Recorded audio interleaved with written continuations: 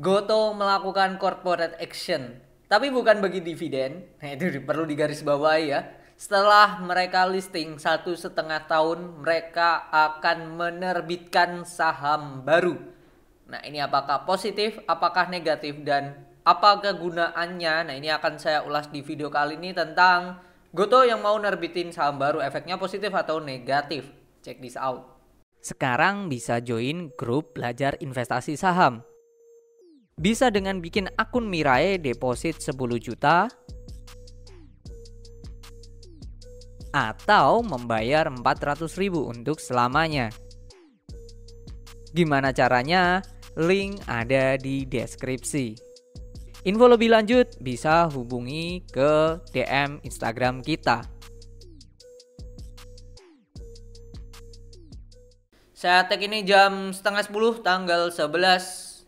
Dan ini beritanya, mereka rilis keterbukaan informasinya itu di tanggal 3 Oktober. 3 Oktober yang mana mereka akan menerbitkan keterbukaan informasi publik kepada publik dan otoritas jasa keuangan sehubungan dengan informasi atau fakta material, di mana mereka akan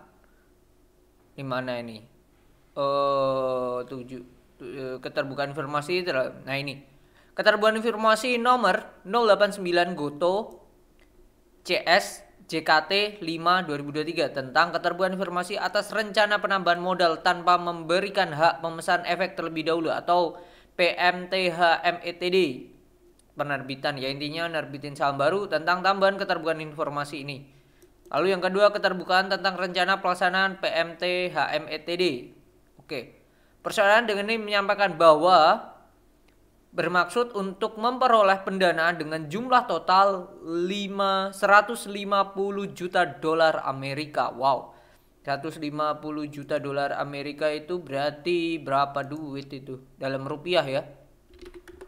150 ya ini kali 15.000 lah anggap aja.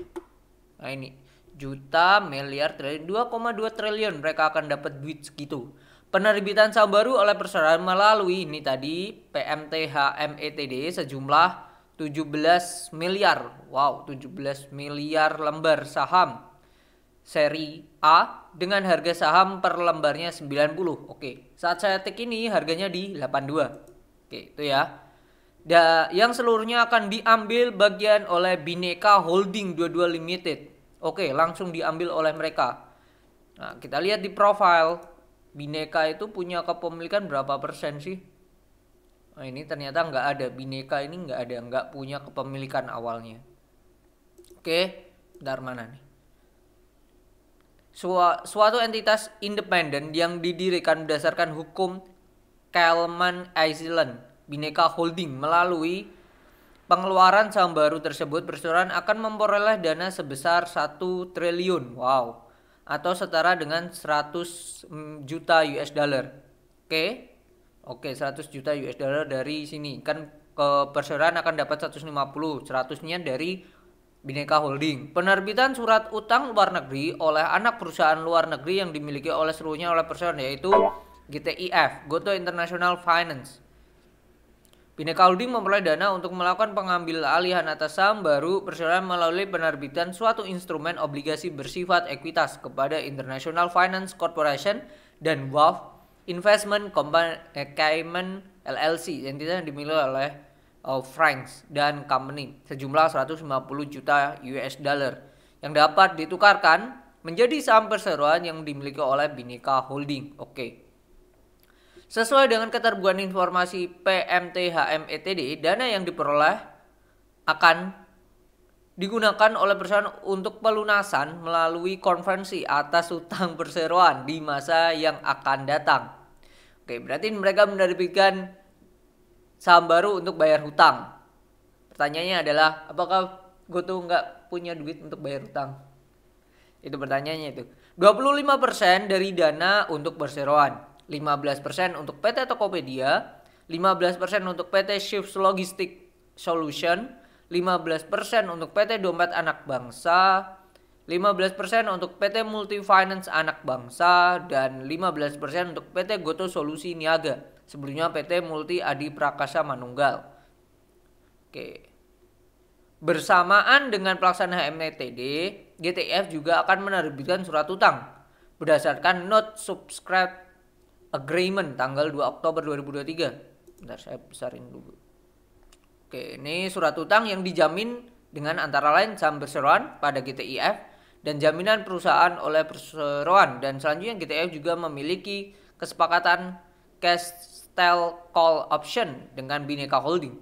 Dari transaksi tersebut GTIF akan menerima dana bersih sebesar 50 juta US dollar. Jadi total 150 capai. Penerbitan surat utang GTIF berdasarkan bla bla bla bla bla bla. Oke, informasi ini bukan merupakan suatu penawaran untuk menjual atau ajakan menawaran untuk membeli efek apapun dijelaskan pada informasi ini. Saham baru dikeluarkan oleh perseroan surat utang yang diterbitkan GTIF kepada Bhinneka Holding sebagaimana dijelaskan, sebagaimana diubah bla bla bla.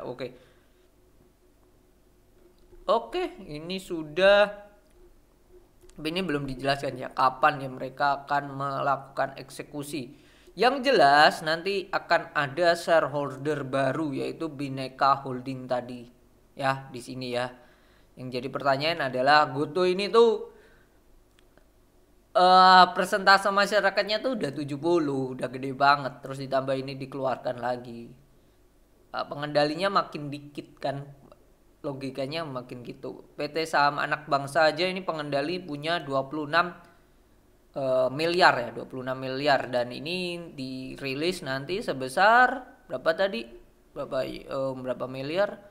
17 miliar. Berarti masih sisa ya 26 kurangnya 17, berarti kurang 9 miliar doang loh. Gila. Itu sih poinnya di situ sih. Ya, pasti yang dilempar diterbitkan saham baru kan enggak sih, ini akan terdelusi sih. Sorry, ini bukan dikurangi. Mereka akan terdelusi, ini jumlahnya akan terdelusi. Dimana 7 miliarnya sendiri akan dibagi. Dan pasti persentase mereka akan makin kecil. Dan bukan tidak mungkin pengendali ini lama-lama akan gone. Kenapa saya mengatakan seperti itu? Dan saya tidak kaget dengan news keterbukaan informasi ini. Karena Goto ini sudah menjelaskan di prospektus mereka. Ya, ini prospektus mereka. Dimana di sini menunjukkan bahwa sesuai dengan pasal 32 POJK 2022 nomor 22 2021, setelah penawaran umum dalam jangka waktu 2 tahun setelah tanggal pencatatan, 2 tahun ya, emiten berencana, ini di prospektus ya, 2 tahun setelah pencatatan, sedangkan ini belum 2 tahun loh. Emiten berencana melakukan penerbitan saham baru dalam rangka penambahan modal tanpa memberikan atau HMETD sebanyak-banyaknya 10% dari jumlah yang telah ditetapkan dan disetor, tercantum dengan anggaran sebesar 118 miliar. Oke. Ini mereka akan terbitkan. Dan ini mengatakan dengan resiko delusi yang terkait untuk ditawarkan dan dicatatkan di bursa efek jurisdiksi lain penawaran internasional. Maksudnya berarti listing di bursa luar dari IDX. Tapi kenyataannya ini mereka menerbitkan lagi, satu poinnya adalah belum 2 tahun ya. Dan mereka menerbitkan lagi ini meskipun bukan HMETD tapi menerbitkan lah intinya yaitu di Indonesia. Itu sih di Indonesia lagi. Itu poinnya aja sih. Penawaran internet diharapkan akan membantu emiten mengakses basis investor yang lebih luas. Oke, ini ya. Saat ini rencana emiten akan tercatat di itu NYSE, New York Stock Exchange, National Association of Securities Dealer, Atomic Quote, Nasdaq, Hong Kong Stock Exchange, Singapore Stock Exchange, dan atau London Stock Exchange. Tapi sampai detik ini belum ada yang terrealisasi sampai saat ini. Memang belum 2 tahun gitu. Ya, kita lihat aja seperti apa.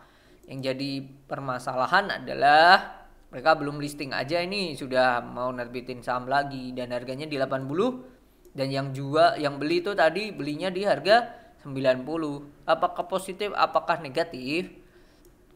Kalau menurut saya secara kesimpulan ya, sudah terlihat ya ini downtrend, dan saya akan mengatakan nggak positif, hasilnya negatif. Karena satu ya, harganya aja ngapain kita beli, pasti mereka ada strategi hal yang something ya. Yang jadi catatan adalah makin banyak pemegang saham nantinya di sini, shareholdernya makin banyak. Kalau makin banyak shareholdernya, pertanyaannya adalah ya siapa yang ngangkat barangnya ini? Berat banget retail bersatu untuk ngangkat barang, impossible gitu. Jadi dengan adanya efek ini, ya saya akan mengatakan ini efeknya negatif. Dan secara kesimpulan ya saya akan mengatakan, jikalau saya punya perusahaan saya oke-oke aja, tidak ada masalah. Saya pengen ekspansi, saya butuh duit. Poin pertama saya sebelum saya nerbitin saham adalah saya hutang di bank. Oke, saya menawarkan yang nama pinjaman terlebih dahulu. Tujuannya apa sih? Tujuannya biar saya mendapatkan labanya sekian persen saya gunakan untuk bayar hutang, sekian persen bisa masuk ke perusahaan saya sendiri gitu. Beda cerita kalau posisinya saya nerbitkan saham lagi, logika dasarnya kita adalah jikalau kita mempunyai kepemilikan perusahaan 60%, kalau kita nerbitin saham kita terdelusi mungkin jadi 40%. Dari itu kita pasti logikanya kita akan dividen akan menurun. Karena potensi yang akan kita peroleh dan kita memiliki sahamnya makin kecil gitu. Nah, saya akan mengatakan kalau saya yakin dengan perusahaan ini, ya kenapa saya melakukan pengurangan kepemilikan, entah itu dengan cara menerbitin saham baru kek atau menjual sahamnya kek. Nah, itu kenapa gitu? Karena padahal saya merasa bisnis ini oke-oke banget itu. Pertanyaannya itu, dan itu bisa Bapak Ibu dan teman-teman jawab sendiri. Apa yang dilakukan gue tuh makin mengurangi porsi kepemilikannya. Dan menurut saya dengan harga 90, 60, jujur saya masih belum tahu ya cara memvaluasi perusahaan model startup seperti GoTo ini, karena banyak elemen yang membuat agak tricky dan susah juga. Terus kita lihat net profitnya juga wah gila-gilaan, minus banget gitu. Meskipun di 2023 ini ada perbaikan ya, tapi menurut saya dengan adanya ini masih efeknya negatif sih. So apa yang harus dilakukan? Cukup tahu dan forget it. Itu aja sih mungkin view saya tentang GoTo. Semoga bermanfaat, dan jikalau Bapak Ibu teman-teman punya insight lain tentang rencana GoTo ini boleh tulis di kolom komentar. Oke, semoga Bapak Ibu teman-teman sehat selalu dan see you on the next video. Bye bye.